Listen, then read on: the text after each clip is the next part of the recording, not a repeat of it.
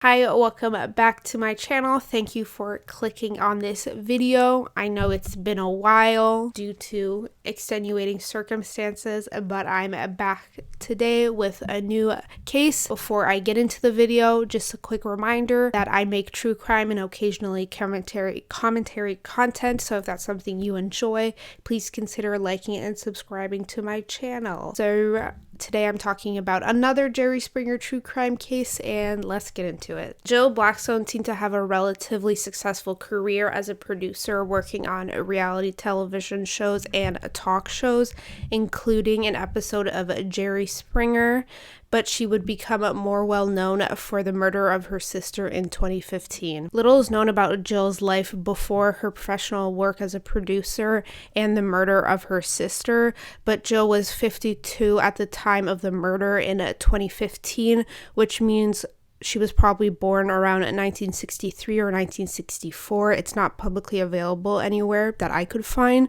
which year. She also had one sibling, a younger sister named Wendy, who was 3 years younger than her. Wendy was 49 years old at the time of her death. As I said, little is known about the sisters' life and their parents, but they seem to have a strained relationship with their parents due to a variety of reasons that I'll get more into later on in this video. Jill's career in film and television, from what I could see, started in the 1990s. On her IMDb page, she has a few television credits listed there. Her first credit was Jerry Springer, but for Jerry Springer, she's only credited with working on a single episode from 1993 titled Jerry Springer in San Francisco. Hi, I'm Jerry Springer. Jed, Ellie, May, and Jethro are here with us today. So now it's our turn to offer them a heaping helping of our hospitality right here at the Palace of Fine Arts in the San Francisco Bay Area. You all come back now, you hear?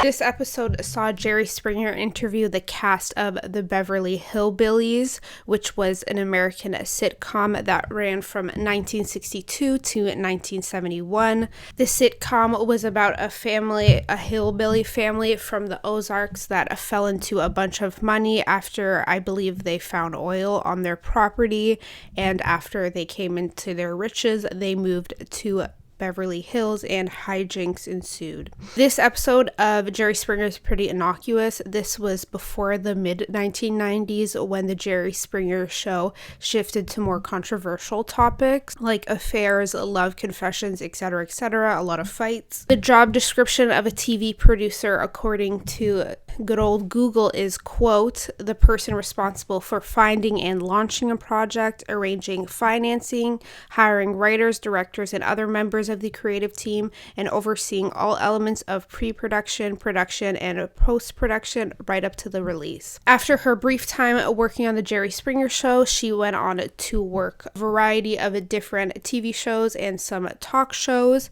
Her next credited project, according to IMDb, was working as an executive producer on a Divorce Court in 1999, which is when the show rebooted.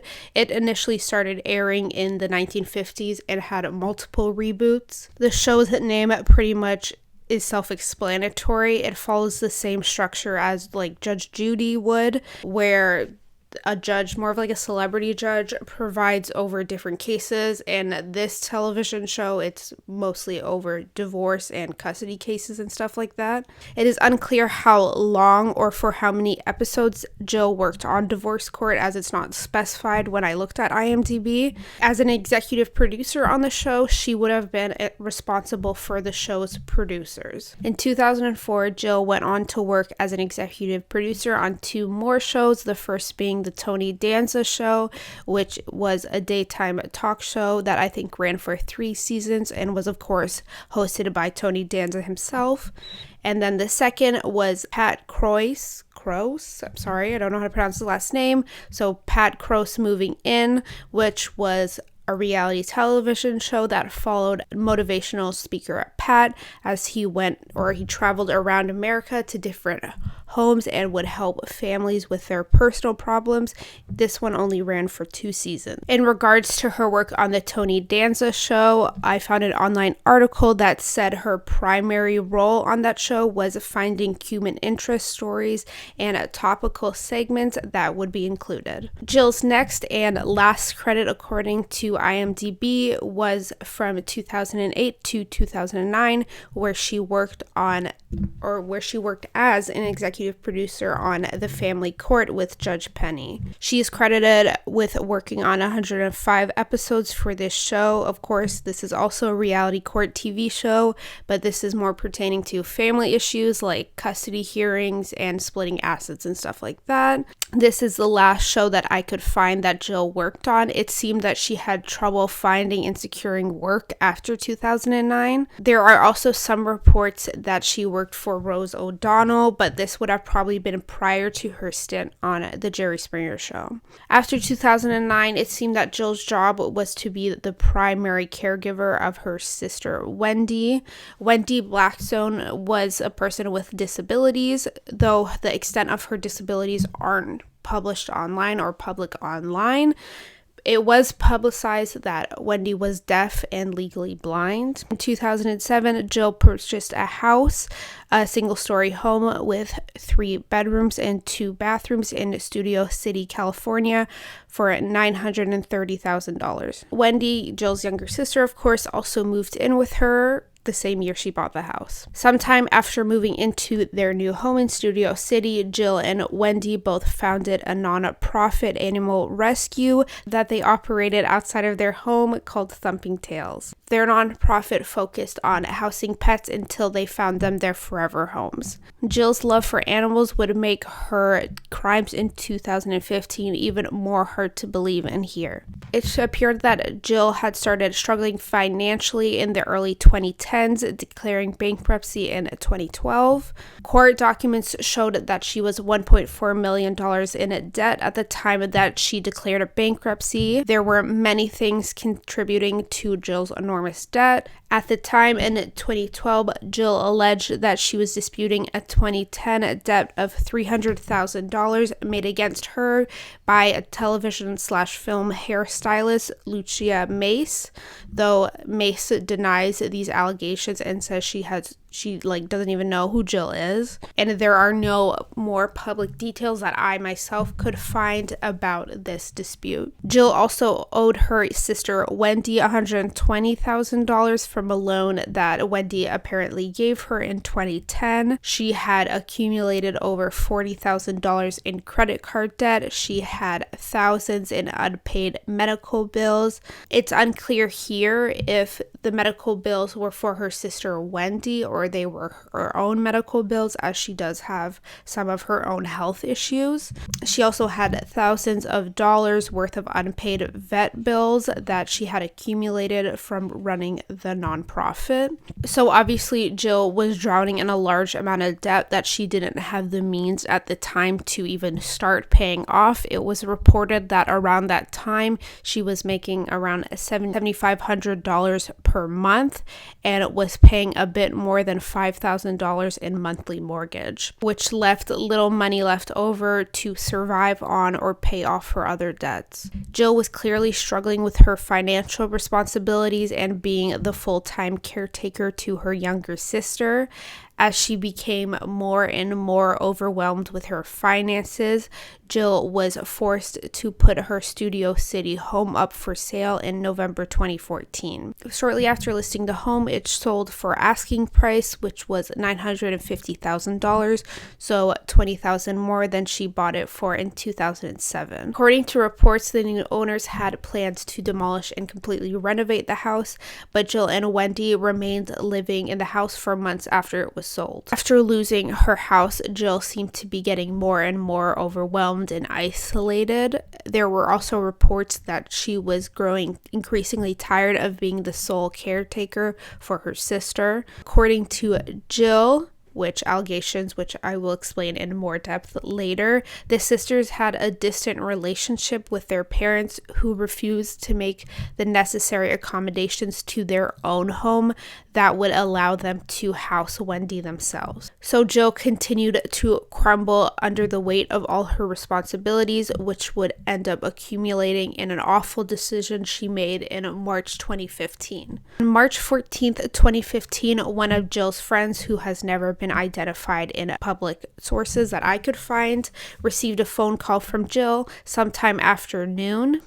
This was a Saturday, by the way. The friend stated that Jill told them that Wendy was dead in the garage with 3 of their dogs.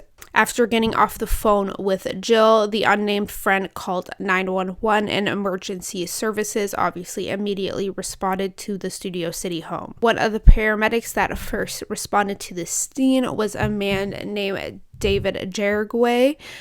He alleged that he found Jill inside her bedroom half naked. He said she was dressed from the waist up and then naked from the waist down. David said that Jill allegedly told him that the dogs were in the garage and so was his sister. He also said that she said that they were all dead, which Jill would deny later. It would later be found out that Jill was suffering from carbon monoxide at the time of this conversation with David, so he said that she was, quote, slow to respond.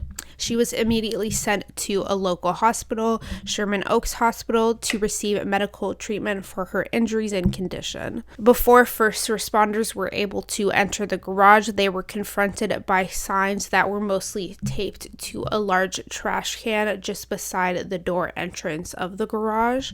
The signs were basically just typed up on a printer paper and just obviously printed off the computer. One sign warned the first responders, or whoever would have entered the garage first, about what they were going to enter in on.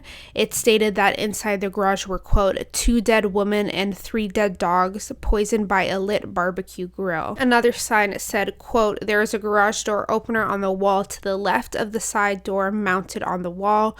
Both parties have do not resuscitate orders. They can be found in a binder inside. There was also a sticky note stuck to one of the bottom of the signs set to identify the dead woman inside. It read that Jill Blackstone had brown hair and Wendy Blackstone had red hair. Another sticky note read that the gas valves in the house and garage had been turned off. When first responders eventually entered the garage, they immediately happened upon Wendy's deceased body. She was laying on a top of a couple blankets. Beside Wendy was her pit bull, who was sadly also deceased by the time emergency services entered the garage. And near her body was also a Weber charcoal grill that had been knocked over. 2 other dogs that Jill had mentioned in the various notes and on the phone to her friend were both still alive at the time. One of the dogs was a Doberman who would sadly later pass away from its injuries, but the other dog, I couldn't find its name or the breed of the dog, would go on to survive. I really hope that dog is living its best life. First responders immediately tried to revive Wendy despite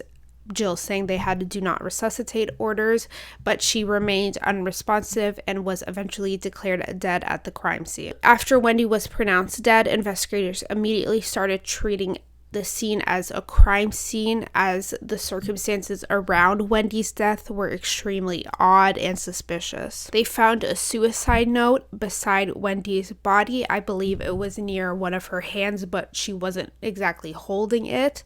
It detailed her end-of-life wishes. The letter was typed out and then was signed in pen by Jill Blackstone, not Wendy. Nowhere on the note that I could see did Wendy acknowledge or did it state that Wendy had also wrote the note. It also stated that Jill wanted to be cremated with her ashes scattered outside her Studio City house or on a local hiking trail. The letter, Jill then said that her sister Wendy also wanted to be cremated as well and wanted her ashes to be combined with her dog's ashes. Her dogs were named Oliver and Hannah, and that she wanted the ashes to be scattered somewhere in California. Wendy's body was eventually transported to a local coroner's office in LA to do an autopsy, while Jill remained in the hospital at Sherman Oaks to receive medical treatment for carbon monoxide poisoning. The following day, so I believe March the 15th, investigators went to the hospital to interview Jill. The interview lasted for around 3.5 hours.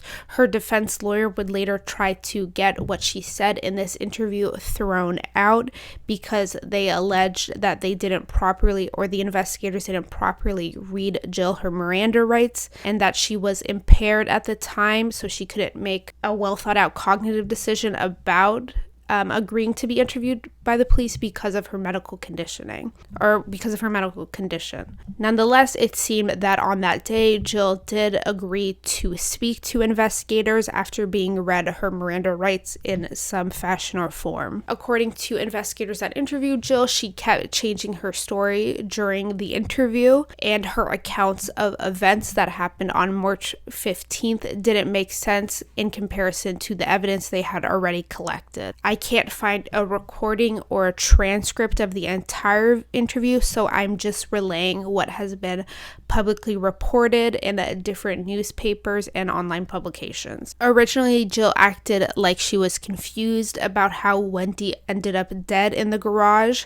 She said that the last thing she remembered before speaking to paramedics or first responders was waking up on the grass in her yard. I'm not sure if it was in her front or backyard. She said that she, quote, thought she was hallucinating in the desert because it was so hot on her neck. She said that she then remembered calling her friend and told them that she thought she was having a stroke because she couldn't move. Like I said, Jill was initially acting confused about her sister's death, stating that the first time she was told that her sister was deceased was when she was being transported in the ambulance and overheard it by someone else who said Wendy is dead. Jill's original story that she told investigators on March 15th was that she and Wendy had used the Weber grill earlier that day to grill hamburgers. After this, Jill said she put the charcoal grill back in their garage herself. She stated that she then came up with the brilliant idea that she would use a drop of lighter oil to light a couple of the briquettes from the charcoal grill in a metal trash can, so they could toast marshmallows over it in the enclosed garage, which was detached from the main house. Jill said that they were essentially going to put a couple briquettes from the charcoal grill in a metal trash can that was also located in the garage. Then she was going to use a drop of lighter fluid to light them on fire, and then the sisters were going to roast marshmallows over the trash can. She said that she left the garage to retrieve marshmallows from the main house and then didn't know what happened after that, alluding that the next thing she knew was waking up on the yard thinking she was having a stroke. After Jill gave her first recollection of events, the investigator that was interviewing her was a man named Detective Steve Castro. He started poking holes in her story and asking her more questions about the inconsistencies. The first inconsistency was the account that Jill's friend, who she called, gave to the police. The friend said that Jill told them that Wendy was dead in the garage with the 3 dogs. In response, Jill said that her friend had just misunderstood her. She had meant that it was so quiet that she thought that maybe someone was dead. The dogs were always very loud, according to Jill, so the quiet was unnerving to her, allegedly. Detective Castro then went on to question her about the suicide letter that was found near Wendy's body that appeared to have been written by her and not Wendy. She told the detective that she had recently made an addendum to her will, including the do not resuscitate order and her afterlife wishes, but she didn't know how the letter ended up near Wendy's body. Jill admitted that she had been recently struggling with the responsibilities of being the primary caretaker for her sister and that she felt, quote, desperate. She said she had tried to reach out to her parents for help, but they had, according to Jill, I don't believe the parents have spoken to the media at this point, so their point of view or their perspective is not publicly available. So this is just what Jill alleges. She alleges that they refused to make the accommodations to their home in New Jersey that would have allowed Wendy to live with them. Jill also alleged that her dad had prevented her from finding an alternative living situation for Wendy, so maybe she had tried to look into assisted living programs or residences for Wendy in the past, but her dad refused to help her or threatened some sort of legal action or something. I'm unsure. She doesn't elaborate. Wendy, also according to Jill, had stated multiple times that she, quote, would rather die than go back to New Jersey. Jill stated that Wendy had once posted this sentiment on Facebook, and Jill made her delete it because Jill was looking for a job at the time and she didn't want potential employers to find that online. In relation to her struggle with caring for Wendy, Jill said, quote, I'm so alone. People at 52, they have kids, they have spouses, they have adults who can help. It was all on me. If Wendy wants to go to the grocery store because she wants to cook in the slow cooker because it's not fire, well, here comes 2 hours at Vaughn's, you know, and I'm freaking tired because I have lupus. Throughout the interview, Jill tried to maintain that she believed that her sister Wendy had completed suicide and that she had no role in her sister's death. Investigators, of course, including Steve Castro, didn't believe this story at all and originally thought that maybe there was a suicide pact between the sisters, meaning that they thought Wendy had consented.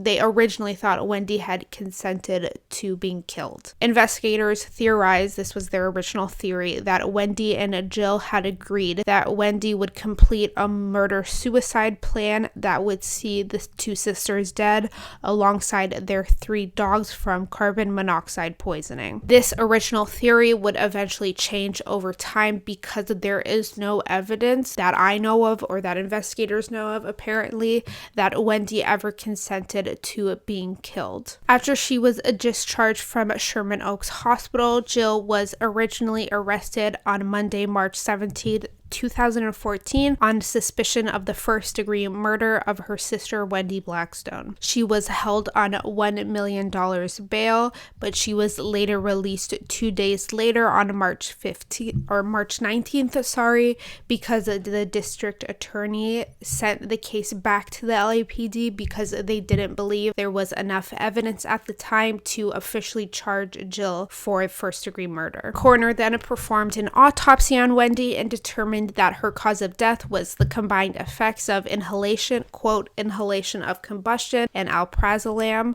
So basically a combination of inhaling carbon monoxide and Xanax. Coroner said she had no outward sign of trauma, so there was essentially little to no struggle in her death, or just before her death, she had not struggled. There was also a bottle of vodka nearby in the garage that was almost empty, but the toxicology report found no significant amount of alcohol in Wendy's system at the time of her death. The coroner ruled that Wendy's manner of death was undetermined.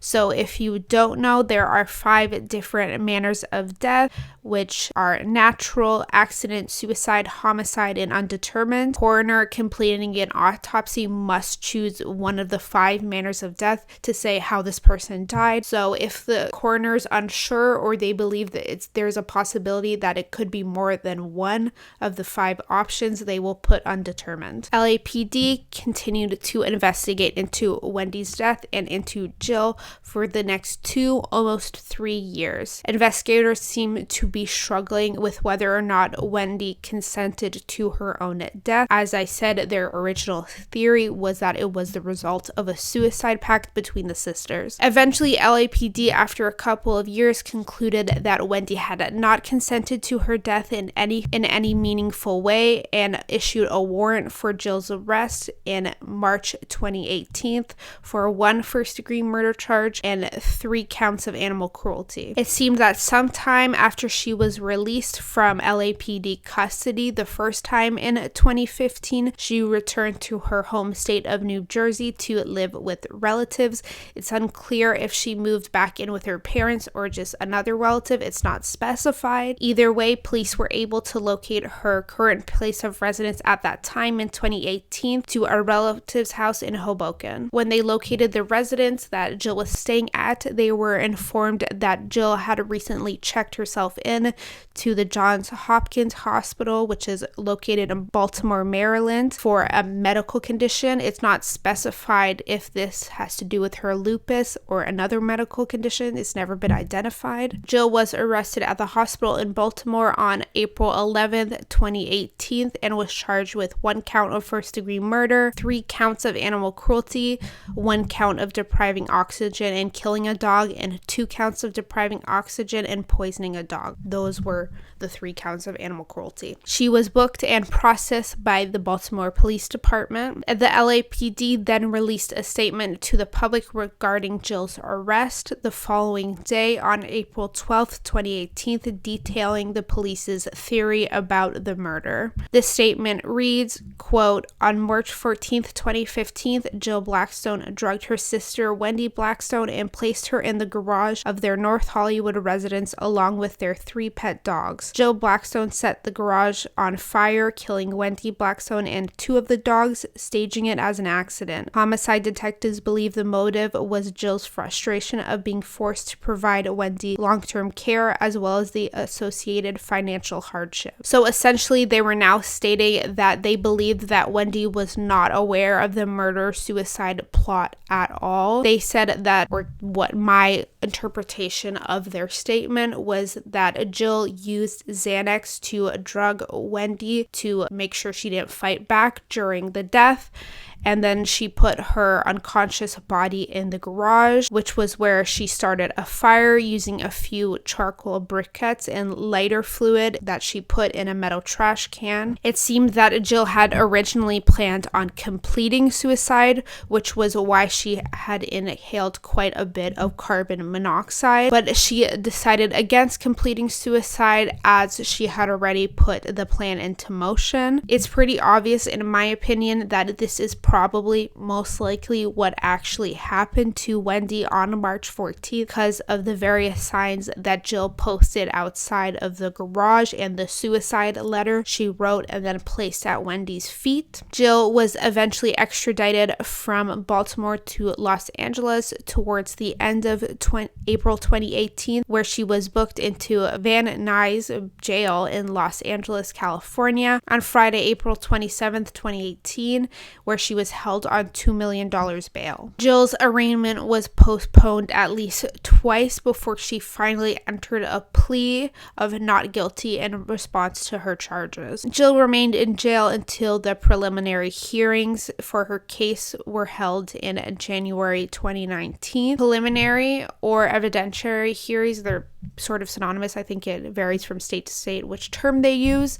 They're essentially used to determine if there is enough evidence in a case, in a criminal case, to go forward with a trial. Her defense attorney, which was a lawyer named Daniel D. Davis, tried to argue against proceeding to trial. Obviously, all defense attorneys would argue against that. He ultimately wished to have the case completely dismissed. Davis argued that there was too much evidence lost due to the time lag between Wendy's death and Jill's arrest. He stated that in the 2/3 years between the murder and the the alleged murder and the arrest, that the garage had been torn down and replaced with a new structure before Jill was charged, so they couldn't go back, or he couldn't go back with his team to find any new evidence. He also called the prosecution's theory about Jill planning to murder her sister by barbecue absurd and hard to prove since the garage had already been torn down. After 5 days of preliminary hearings and testimony from various witnesses, Superior Court Judge Joseph Brandolino, who is hearing the case, ruled that there is enough evidence to proceed to trial